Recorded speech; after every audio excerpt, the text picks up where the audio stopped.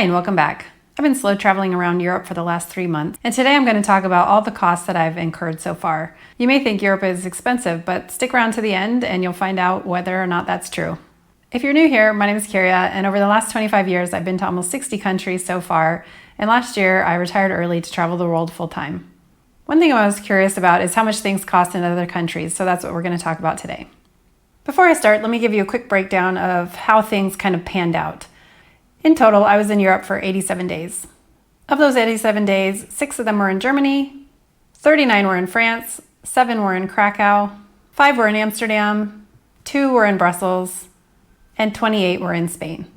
Now let's talk about the costs. For the purpose of this video, I have excluded flights because I'll be talking about those in my yearly wrap-up instead.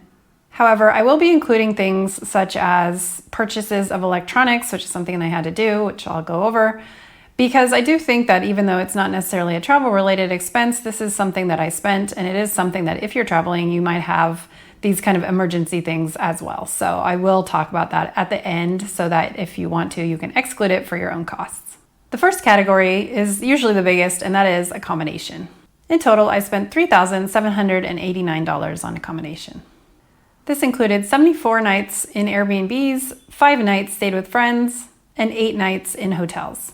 In addition, I also, while staying in an Airbnb, went and stayed in a hotel separately, so that was an additional cost for those, and that was for an additional 5 nights. So if you do come and you just stay in an Airbnb and you don't travel around, then you will be able to keep the cost down for accommodation a little bit. One of the main ways that I kept accommodation down a little bit though was I did stay with a friend in Amsterdam, and this probably saved me about $500 to $1,000. I also used hotel points for some of the more expensive places like Brussels and Strasbourg, and so all I had to pay for those was the resort fees, which generally were about $8 each time. The second category is dining out. For dining out, I spent $944. Just so you can get an idea of what that entailed, because I know this is going to vary a lot for different people, but I usually go out to lunch about once a week and dinner about once a week. So I don't actually dine out that much. I mostly get groceries and eat at home. This category does also include beer, wine, pastries, and snacks while eating out. For this category, the average cost of dinner was about $25, average cost of lunch was about $21, and average cost of coffee was about $4, and average cost of pastry was about $2.50. For the coffees, the average cost of coffee in Spain was a lot less expensive than the average cost of coffee in most of the other places. In Spain, the coffees were about $1.50. And when I was in Amsterdam and Brussels, I was with some people who like their coffees fancy, so those were like $5 to $6 each. And then in France, it was probably more like a $3 to $4 range. The next category is entertainment. Most of the time, a lot of the entertainment that I do is free. I like to just walk around and look at things and take pictures. I like to walk on the river, that's a big thing, or in a green space or park. So that kind of thing is free, and often that's what you'll find me doing in most places. However, I did go to a couple of museums and things like that, and of course, one of the things I do like to do is on the first day I get to a new place, I like to do a walking tour. Usually I do a free one, but then you do have to tip them, so generally that could cost anywhere from $5 to $15 for the tip. So all in all, for this category, I spent $346. The bulk of this was a skiing trip that I took, which was almost $100. And then some of the other bigger categories were the walking tours, which was pretty much everywhere I went, and museums, which basically was mostly Kraków. The next category is groceries, and for that I spent $396. This comes out to about $4.56 a day, and if you add that to the dining out expense, which is almost $11, total food cost per day is about $15. Overall, in 87 days, I ended up going to the grocery store almost 30 times, and I bought 21 baguettes. The next category is miscellaneous, and for that I spent $31. Most of this is shipping, and then the other bigger fee was when I was in Spain, I went to Gibraltar and I had to get the ETA for the UK to be able to enter. That cost $13, and the shipping was pretty much the rest of the cost. This category does also include tips, which are very few and far between, but sometimes I just leave the change or round up the bill. It also includes toilet fees, which luckily most of the toilets were free, but I did spend about $3 on toilets over the 3-month period.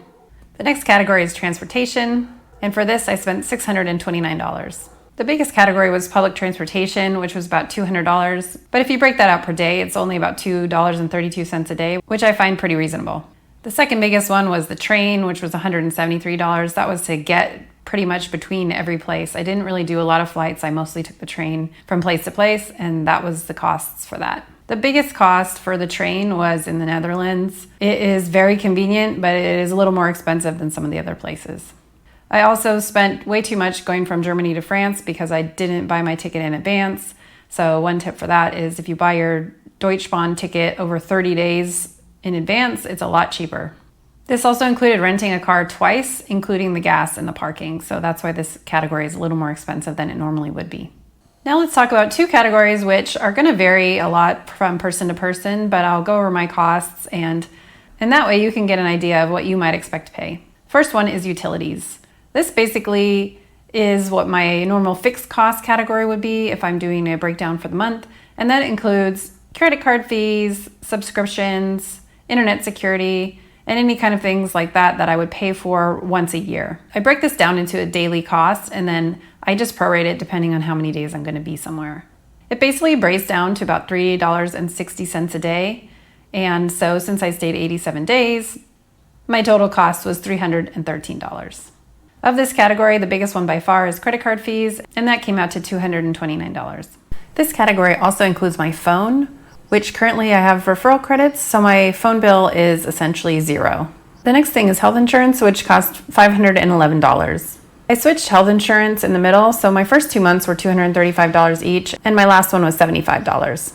This comes out to about $5.88 a day. The reason I had one that was more expensive is because at first I was in the US and Canada, and that cost a little bit more, and so I had to have one that would cover me in the United States. Now that I'm full-time traveling abroad, I could lower it to one that was less, so now it's only $75. This, of course, will vary for everybody, and it depends on your age and where you're going to be traveling to and what kind of coverage you want and what health issues you have and everything like that. So this number could vary a lot depending on what you choose. The next category is shopping. So in this case, normally I would barely spend anything, and in fact, for toiletries, I spent about $4, and that includes toilet paper. I didn't buy any other toiletries for this 3-month period because I was in a colder place. Normally I would buy sunscreen, but I didn't really need to because it was mostly colder. Also, this was the beginning of my trip, so things like toothpaste or lotion, I pretty much still have most of those things, so I haven't had to replenish them yet. However, unfortunately, I did have to buy a new phone, and I also started running out of storage space, so I had to buy a new external hard drive. So my total shopping category because of these purchases was $788. So all in all, what did I spend? The total for the 87 days was $7,752. This comes out to basically $89 a day. If you've been following along with me, you'll know that my budget is about $80 a day. So obviously this is over my budget by a little bit. The average for the month in this case is about $2,600. And again, that's over my $2,500 a month budget. Just a couple of things to note. If you do take out the cost for the phone and various electronics, my total would have been just under $7,000, which would have been about $80 a day, which would be in budget. But obviously things happen and you never know what's going to break and when it's going to break. So that's just part of life. The other thing I want to note is that the Amsterdam stay and the Brussels stay, I did stay with a friend in Amsterdam and then I used hotel points for Brussels. But if I would have had to pay for both of those things, my total would have gone up significantly. So using hotel points really can be a great way to save some money. But as you can see, it's still kind of hard to keep within a budget sometimes in a place like Europe. However, having credit card points really does help, and having friends in the area helps even more. Before I wrap up, I want to talk really quickly about the cost per day in each country. So if you're planning on coming to any of these places, you'll have an idea of what to expect. In Germany, the cost per day was $91. In France, it was about $70. In Krakow, it was $78. Amsterdam and Brussels are kind of a weird one because I didn't pay for accommodation, but then I took my friends out to dinner because I was staying with them. So if you combine the two of those, the total was about $61 a day. In Spain was about $66 a day.